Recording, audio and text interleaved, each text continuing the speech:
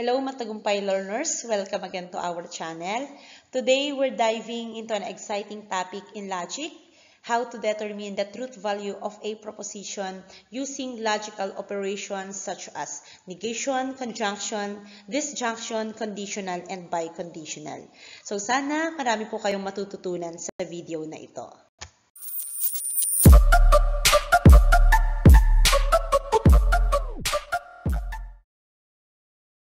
Logical operations are rules we use to combine or evaluate truth values.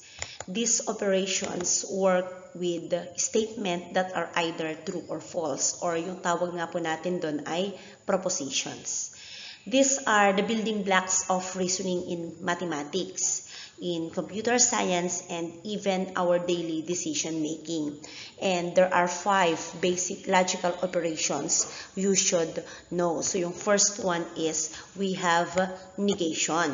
At yung symbol po na kanyang ginagamit ay ito, o kaya ay ito yung parang naka-curl. At ang basa po niyan ay not. So kapag meron tayong nabasa na not, that means negation. And the next one is conjunction. At yung symbol naman po na kanyang ginagamit is yung inverted V. Ang basa po nito ay and. We also have disjunction, and it uses this symbol that means or. So kapag babasahin po natin yan, that means or. Conditional, or also called if-then statement, and it uses this symbol. So ang basa po niyan ay if-then or implies. And we also have biconditional, and it uses this symbol. And if we are going to read that, we have if and only if. So let us explore each operator with examples. So unahin po natin yung negation. Negation is used to reverse the truth value of a proposition. If a proposition is true, negating it makes it false and vice versa. Okay, cite for example, we have here proposition P, and proposition P is 4 is an even number. So we know that 4 is really an even number. That's why this proposition P is true. So yung kanyang truth value ay true. Now, if we are going to negate this proposition P, so we have not P. So kapag isi-symbolize natin yung negation niya, we have not P. And that means 4 is not an even number. So itong proposition na ito pong proposition na ito ay false. Why? Because 4 is an even number.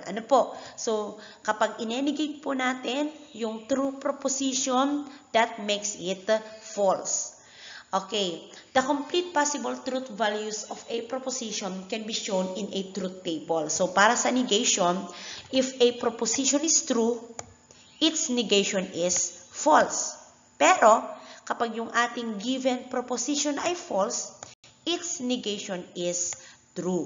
So, ito po yung operation na negation. The second one is conjunction, and it uses this symbol. So, conjunction is used to combine propositions using the connector and. And it returns true only if both statements are true. Meaning, the conjunction of two propositions is always true when both propositions are true. Otherwise, it is false. Cite for example. So we have here two propositions. 5 is greater than 3 and the other is 2 is less than 5. So the first one, 5 is greater than 3, yung kanya pong truth value is true because 5 is really greater than 3. And yung second one, 2 is less than 5. That is also a true proposition. Now, if we are going to combine these two propositions with connector and, so we have 5 is greater than 3 and 2 is less than 5. So, yung magiging truth value ng ating compound proposition will be true because both propositions are true. So, yun po yung rule of logic under conjunction. So, it returns true only if both statements are true. Pero, kapag yung isang proposition ay false, o kaya ay silang dalawa ay false, then yung truth value po ng ating conjunction ay false. As a summary po, we have this truth table. So if we have two propositions P and Q at yung P ay true, yung Q ay true, yung truth value po ng kanilang conjunction ay true. Pero yung sinasabi ko po kanina, kapag yung isa sa kanila o kaya ay yung dalawa sa kanila ay false, automatic po na yung truth value ng kanilang conjunction ay false. Yung pangatlong operation po is disjunction. At ito naman po yung kanyang ginagamit na symbol. So yung pagbasa po sa symbol na yan is OR. So this operation is used to combine propositions using the connector OR. And it returns true when at least one of the propositions is true. Meaning, when both propositions are false, then the truth value of the disjunction is false. Okay, so cite for example. We have here again two propositions. The first one is 5 is greater than 3 and the second one is 10 is less than 5. So yung truth value po ng ating first proposition, 5 is greater than 3, that is true. Ano po? And yung pangalawa, 10 is less than 5. So that is a false proposition. Now, if we are going to combine these two propositions with connector OR, so we have 5 is greater than 3 or 10 is less than 5. Ano po kaya yung magiging truth value ng ating compound proposition, ng ating disjunction? According to the rule, the truth value of a disjunction is true when at least one of the propositions is true. At dito po sa ating example, one of the proposition is true. So, ibig sabihin, kapag kukunin po natin yung truth value ng disjunction, true or false. So, yung magiging truth value po niya ay true because at least one of the propositions is true. Ano po? It satisfies the given condition. Ito naman po yung truth table for disjunction. So, it shows the complete possible truth values kapag yung operation po natin ay disjunction. So, makikita po natin dito na kapag yung dalawang proposition po ay false, then the truth value of the disjunction is false. Pero, kapag silang dalawa po ay true, o kaya ay yung isa sa kanila lang ay true, and then, yun pong magiging truth value po ng ating conjunction ay true. Okay, the fourth operation is conditional. So, sabi rito, if P and Q are propositions, then the compound statement, if P, then Q can be formed. So, yung proposition P, ang tawag po natin doon ay hypothesis, at yung proposition Q, ang tawag po natin doon ay conclusion. If P, then Q is always false when the hypothesis is true and the conclusion is false. So, ibig sabihin, kapag yung ating P ay true, tapos yung ating Q ay false, yung truth value ng ating conditional ay false. Okay, so nandito po yung truth table ng ating conditional. So, if the hypothesis is true and the conclusion is true, the truth value of the conditional is true. Or, if the hypothesis is false, but the conclusion is true, still, the truth value of the conditional is true. O kaya, when they are both false, the truth value of the conditional is true. Kailan po siya magiging false? Yun po yung sinasabi natin kanina. Magiging false po siya kapag yung ating hypothesis is true and yung ating conclusion ay false. So, dyan lamang po siya magiging false. Okay. So, example. Tell whether each conditional is true or false. So, let's have number 1. If 5 squared equals 25, then 6 squared equals 36. So, asan po dito yung ating hypothesis? Yun po yung nasa if part. So, 5 squared equals 25. Yun naman pong ating conclusion ay yung nasa then part. 6 squared equals 36. So, yung truth value ng ating hypothesis, 5 squared equals 25, that is true. Right?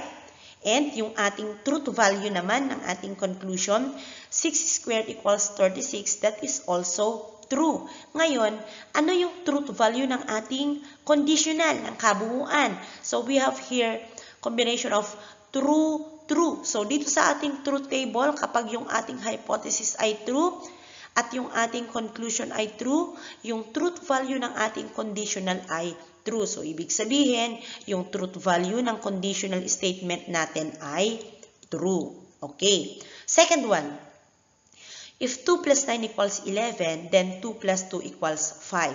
So, yung 2 plus 9 equals 11, ang tawag po natin dyan ay hypothesis. Yun namang 2 plus 2 equals 5, ang tawag po natin dyan ay conclusion. Okay, so yung truth value ng ating hypothesis, 2 plus 9 equals 11, yes, that is true. Pero, yung ating conclusion, 2 plus 2 equals 5, that is false. Why? Because 2 plus 2 equals 4. Ngayon, ano yung magiging truth value ng ating conditional? So, we have here true, false. Sabi rito sa truth table, kapag yung ating hypothesis ay true at yung ating conclusion ay false, yung truth value ng ating conditional ay false. So, ibig sabihin, this proposition, this conditional is false. Okay, nakuha po ba? And the last one is biconditional. It is used to combine two conditional statements. In symbol, we have P, if and only if Q. So, kung mapapansin po natin, it uses double-sided arrow. Ano po? Because it represents a logical relationship that works in both directions. Sabi po natin, it is used to combine two conditional statements. So, asan po dito yung dalawang conditional statements? So, yung una po is P implies Q. At yung pangalawa is Q implies P. Ano po? So, if we are going to combine the first one, P implies Q, and the second one, Q implies P, or that is the converse, right? The converse of the conditional statement, P implies Q. So, kapag pinagsama po natin itong dalawang ito, makakabuo po tayo ng biconditional statement, which is P if and only if Q. Okay, ngayon, yung truth value naman ng biconditional, it is always true when both the propositions have the same truth values. Ibig sabihin, kapag parehas na true yung P and Q natin, o kaya ay parehas na false yung kanilang truth value, then the truth value of the biconditional statement is true. Narito po yung truth table ng biconditional. So, makikita po natin na kapag yung dalawang propositions ay true o kaya ay parehas po silang false, yun pong truth value ng ating biconditional statement ay true. Pero, kapag yung isa po ay true at yung isa ay false, magkaiba po yung kanilang truth values, then doon po magiging false yung ating biconditional statement. Now, let us try to apply what we have learned by determining the truth value of this proposition. So, unahin po natin yung number 1. If 7 is an odd number, then 8 is an even number. So, yung ginamit pong operation dito is conditional. Kasi, meron tayong makikita na if at saka then. Ano po? So, ito po ay conditional statement. At sa conditional statement, meron tayong tinatawag na hypothesis at meron po tayong tinatawag na conclusion. So dito, yung ating pong hypothesis ay 7 is an odd number at yung ating conclusion ay 8 is an even number. Okay, so kunin po natin yung truth value ng hypothesis at ng conclusion. So 7 is an odd number. That is true, right? Because 7 is really an odd number. So, true po yan. Yung ating conclusion naman, 8 is an even number. That is also true. Kaya, yun atin pong implication, yun pong truth value ng ating conditional ay true because both P and Q or both propositions are true. Ano po? Kaya, ito po ay true proposition. Number 2 po, 5 is a prime number and 10 is a prime number. So, dito, ang ginamit pong operation ay conjunction. Ano po? So, and yung connector na ginamit. At sabi po, sa rule of logic, kapag kukunin po natin yung truth value ng conjunction, magiging true lamang po siya kapag yung dalawang propositions ay true. Pero kapag yung isa ay false o kaya ay parehas po silang false, then the truth value of the conjunction of the propositions is false. Okay, so tignan po natin dito sa number 2. 5 is a prime number. Is that a true proposition or false? So, ito po ay true. Ano po? Because 5 is really a prime number. So, kapag sinabi po nating prime number, these are numbers that have only two factors, one and itself. Ano po?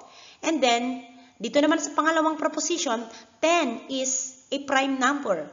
Is 10 is a prime number? No. Ano po? So, ito po ay false. Kasi po, maraming factors si 10. Aside from 10 times 1, meron pang 5 times 2. Ano po? So, we have here a combination of T and F. So, ano po kaya yung magiging truth value nito? So, yung magiging truth value po nito ay false. Bakit? Kasi yung isa po ay false. Ano po? So, magiging true lamang yung conjunction natin kapag parehos po silang true. Kaya, this proposition, ito pong kabuang compound proposition na yan is a false proposition. Number 3 po, 6 is divisible by 3 or 6 is divisible by 2. So, yung ginamit pong operation dito ay disjunction because it uses the connector or. So, we have here 6 is divisible by 3. So, this proposition is true. Yung isang proposition po, 6 is divisible by 2. Okay, so this is also a true proposition. Ngayon po, sa rule of logic, under disjunction, magiging false po siya kapag parehas na false yung ating proposition. Pero, kapag sila pong dalawa ay true o kaya ay yung isa sa kanila ay true, then yung truth value po ng ating disjunction ay true. So, dito po, sa number 3, we have true or true. So, ibig sabihin po, yung truth value po ng ating compound proposition na ito na ginamitan natin ng connector or is true. At hanggang dyan na lang po muna. Maraming salamat sa panunood. If you found this video helpful, don't forget to like, subscribe, and hit the notification bell so you won't miss future videos. Thanks again for watching and see you in the next one.